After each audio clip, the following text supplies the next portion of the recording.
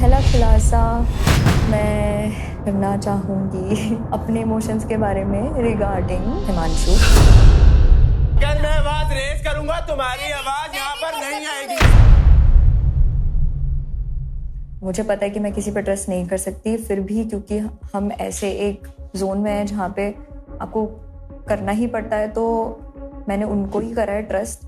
And second week में आने के बाद मुझे यही समझ में आया कि अनफिल्टर्ड होना बहुत ज़रूरी है, but at the same time अपनी गेम, अपने कार्ड्स सबको, सारे कार्ड्स नहीं दिखाने चाहिए सबको। बट उसके बाद हमने रियलाइज़ करा कि चीज़ों को ऐसे, शायद वो ऐसे बाहर जाएगा कि लाइक लव एंगल है उनके एंड से, मेरे एंड से, जो भी है, तो उस वजह से आई गेस थोड़ा सा डिस्टेंस आ गया है। एंड स्पेशली क्योंकि ख्याति के आने के बाद मुझे ऐसा फील होता है कि बहुत ज़्यादा ही डिस्टेंस आया है मेरे और हिमांशु के बीच में। एंड एज अ फ्रेंड मैं उनको काफ़ी मिस करती हूँ, क्योंकि 20 डेज़ हो गए हैं and most of the time मैंने उनके साथ स्पेंड करा है, तो ऑब्वियस सी बात है, it's very human of me to get attach to him.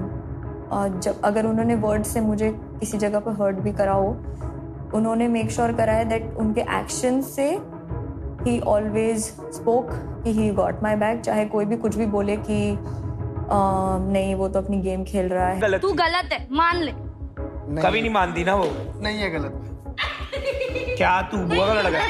मैं बताता हूँ कैसे गलत नहीं। हाँ। कोई कुछ भी बोले, he is very real. Similarly Arohi को भी मैं बहुत मिस करती हूँ। मुझे ऐसा लगता है कि चिल आरोही को बहुत ज़्यादा ब्रेन वॉश करते हैं। आरोही बहुत ही इनोसेंट है, बट मुझे ऐसा लगता है कि आगे को जा कर के आरोही मुझे डिच कर सकती है।